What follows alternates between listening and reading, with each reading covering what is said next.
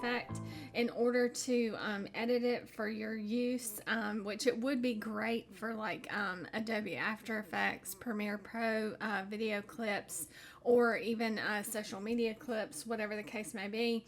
But to change it and edit it for your purposes, you're going to double click on this place your text here layer, and from here you're just going to change it to be whatever it is that you want to say.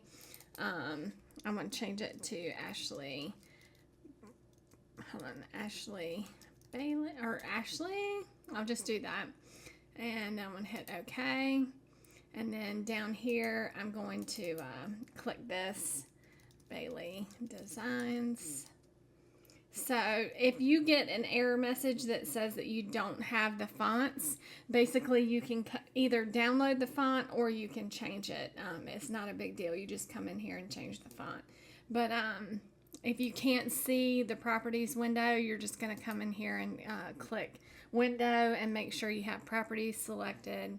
But whenever you're done changing this, you're just going to hit the OK. You're going to save it, Control S. And you're going to wait for Photoshop to catch up. Then you're going to close it, and now you'll see that you have your text effect applied. So if you want this text effect, I'm going to give it away for free. This is my first one.